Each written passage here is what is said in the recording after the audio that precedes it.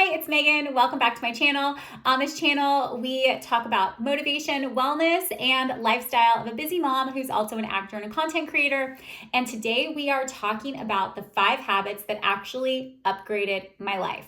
So I'm going to do this in a series. So the next 5 are going to come later because there are 10 total, but I wanted to kick things off with the first 5 because I tried to think about I'm 45, by the way. So I tried to think about the last 4 decades of my life, and I really started to upgrade my health like back in college. And so I identified the 5 things that really I feel like helped me. And if I was having to start over, what would I start with and what would I do now to achieve those same results that I slowly learned over time, but also implemented a while ago?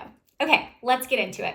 The first healthy habit that I did was cutting out processed food, like cutting out all processed food, including sugar for a very long time, and focusing on whole foods. Now, this might sound extreme, but it's really not. It's actually really easy. Whole food is really delicious. You're gonna get into cooking more and making recipes. And even if you eat out, if you live somewhere like New York City where eating out is like the lifestyle, which I lived in New York City shortly after I made this adjustment. And it was pretty easy because if you go to a restaurant and you're going to good restaurants and not fast food, you're gonna buy whole foods. You're going to be eating whole foods. So I just feel like whole foods is a great first step for everybody, and also a great, just like you want to up level your life in 2025. What can you do to have more energy, to sleep better, to have clear skin, to maybe get better results at the gym? Eat whole foods. I am plant-based, but when I started, I was not plant-based. I just cut out processed foods and sugar, and I focused on whole foods. That would be step number 1. If you are starting out on your health journey and you've never just done like the whole food thing before, I would go through your pantry and I would put things away. If you have kids and your kids still want to eat those snacks, that's fine. But you really have to become disciplined to be the person that doesn't need to eat the goldfish or need to eat the crackers or need to eat the chips, that you are going to fuel your body with whole foods, like an apple and some almonds instead of the chips, or carrots and guacamole, or cucumbers and hummus instead of a cookie, or even something like, eating a meal that you prepped ahead of time instead of grabbing something out on the go and getting a cup of coffee for your lunch. Like, that's not a meal. You want to nourish your body. I feel like that is such an overlooked healthy habit that is accessible to so many people. And even people who, when you're grocery shopping and you want to save money, if you buy whole foods, typically you're going to be buying foods that are real food. And if you really work at it, you can make it work. The second healthy habit that completely upgraded my life recently, like within the last year, is getting more sleep. I was that person who thought for the longest time that I could function on 6 hours of sleep because I was forced to function on very little sleep after I became a mom. But I quickly realized when my hormones started to go into disarray that more sleep is actually really helpful. So I started to sleep in. I wouldn't wake up as early as I was used to getting up. I stopped working out early in the morning because I wanted to get more sleep. I started prioritizing my sleep. So a healthy habit, if you haven't tried it yet, getting more sleep, it is so amazing. Let me tell you, your skin improves, your digestion improves, your energy improves. Like all the things that we look to supplements for, all the things that we're like trying to like biohack, just get more sleep. If you're drinking alcohol at night or coffee too late in the day and you're having a hard time falling asleep or getting a restful sleep, I would say cut out your afternoon coffee and maybe like try not drinking alcohol. And this could even go back into like the healthy habit number 1 of whole foods. Like alcohol isn't a whole food. So if you want to get extreme about it and like just drink water with your whole food diet, you can up level like another level. I don't drink alcohol personally because I had epilepsy when I was little, and which means I had seizures and I had to take hardcore medication until I was like 18. And I just never like got into the habit of drinking at all. So that might be tip number 1A. Don't drink alcohol, drink water instead. But the second tip really is all about sleep, prioritizing your sleep and like having like an evening routine that really helps me. So I like to wind down by, I stop using my phone around like 7:30 or 8. I have like a salt light, like a pink salt lamp in my room that I'll turn on. I turn down the overhead lights, like it gets nice and cozy. It's very much a vibe. I do some sort of heat where I'll either take a hot shower, I'll sit in the sauna for a little bit, or I'll take a hot bath, or I'll even just do a heating pad or a blanket that's heated and just kind of get warm and cozy. I fall asleep really quickly when I try to read in bed, so I can't read in bed. Otherwise, I'll fall right asleep and won't even finish any books this year. So I don't read in bed, but I do journal in bed, or I'll like listen to music. So having an evening routine can really help you fall asleep faster and get a more restful sleep. And making sure that the temperature in your room, this was something for me too. The temperature in my room had to be cool enough because I started getting hot flashes because of my age, because of the perimenopause. But having a nice cool temperature in the room is so helpful. Not drinking too much water before bed so you don't have to go up and go pee in the middle of the night, but just prioritizing sleep. For me, it meant going to bed earlier and not waking up so dang early. That is tip number 2. Tip number 3 is creating an active lifestyle. So the reason why I didn't label tip number 3 working out every day, because that's not accessible for everybody. And it actually might not even be beneficial for everybody to think about it like that.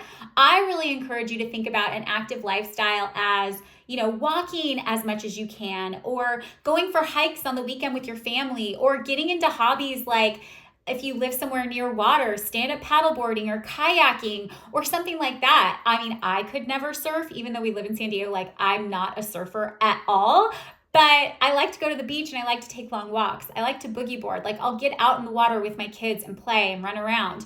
I go hiking regularly, like with my family.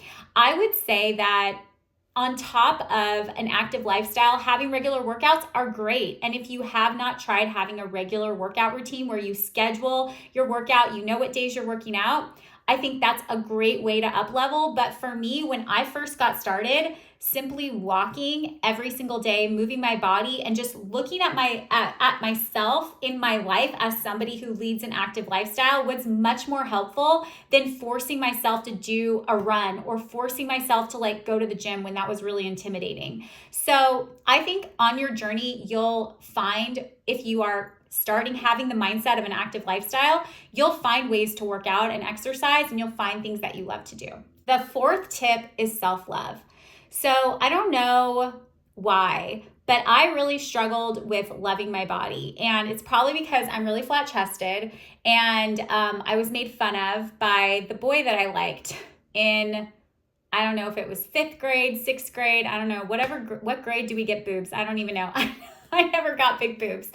But I was made fun of, and that really started an internal dialogue of like, I'm not pretty, I'm not desirable, like I'm not enough, there's something wrong with me, my body is ugly. I believe my body is very beautiful. I love my body now. And my self-love journey didn't start, honestly, until, like, I hate to admit this, but until I had kids. I really had an appreciation and a deep understanding and love for my body by bringing somebody into this world and by birthing my first son. Even though I had a C-section, like I labored, I grew him inside my body, even though I was really, really sick and I couldn't really have an active lifestyle. I did not have an active fit pregnancy. I was like on survival mode. I'd get hyperemesis. But anyways, I digress. I really had this appreciation for my body and this love for my body that I had never really had before. Like in my 20s, I'm like, was I aware of how many negative thoughts went through my mind every single day about my body? I don't think I was even aware of it. And on the days that I was aware of it, I was crying about it. So self-love, if you have not started a really healing journey with loving your body, accepting your body, truly loving it and appreciating it, having gratitude for it, that's a huge one. And after I had my baby, I really just, I confronted myself like about how I felt. And I'm like, this is silly. Like, I want to love my body the way that I believe I should love my body. Like, I really want to love it and feel comfortable in it and confident in it. And that came over time, right? It didn't happen overnight, but I started to rewrite the negative thoughts that I had like in my head. Like when I would think them, I had first step was self-awareness. Then when I would have the thought, I would write it down and I would rewrite it as a positive thought. And I started looking at myself in the mirror, and I started to force myself to really look at myself and to like see beauty and to appreciate myself instead of looking at myself and tearing myself down, which if you're, right? We've all been there. So that journey of self-love really starts with having gratitude, self-awareness, and changing those habitual, like internal negative thoughts about yourself.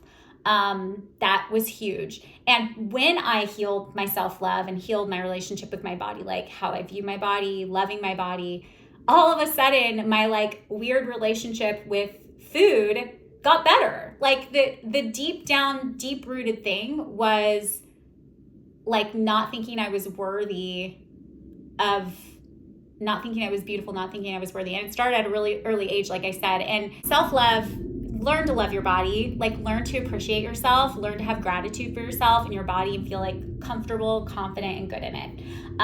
If I could go back to my like teenager self and my 20-year-old self and like really tell her like, you are so beautiful and you really need to work on your self-love, I think that I would have had like, I would have saved myself a lot of time where I was worried about things that I didn't need to worry about, or I was feeling a certain way and I didn't need to feel that way about myself. You're amazing and you're beautiful, and you should tell yourself that every single day.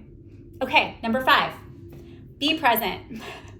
Be present. Raise your hand if you struggle with anxiety. Okay? I have struggled with anxiety pretty much my whole life. Well, not really. I did. I was kind of an anxious kid. I was excitable, and that excitement for things and not knowing how it was going to turn out or something like that would make me anxious. I don't know if you can relate, but learning to be present and be in the moment and be in this moment really lowers your anxiety, because you're not having to worry about 5 minutes from now, 5 hours from now, 5 days from now, 5 years from now. Like, just be in the moment, be present. And life is so much more enjoyable when you're in the moment. And a lot of times people will like tell me, oh, you have good energy, or you're just, and it's honestly because I've made it a personal practice to be in the moment and to be present. Because when you're truly in the moment, you're not worried about like what happened or what's going to happen or anything. You're just with the person. You're just with the thing. You're just right there in the moment. And it's just such a good feeling. So work on worrying less, regretting less, like whatever it is. Own yourself, be in the moment, and enjoy life. It is such an incredible like thing to learn how to do. If you can learn how to do that early on in your life, I feel like, woo, there's going to be so much more joy then, and so much less anxiety. So you guys, that's it. Those are the 5 healthy habits that completely up-leveled my life. And if I was starting my personal health journey over again, those were the things that I would start with. All right, you guys, hit subscribe if you've not already subscribed. Thanks for being here. Thanks for watching. Comment below and let me know what your favorite habit was that we talked about today. And I'll see you in the next video. Bye.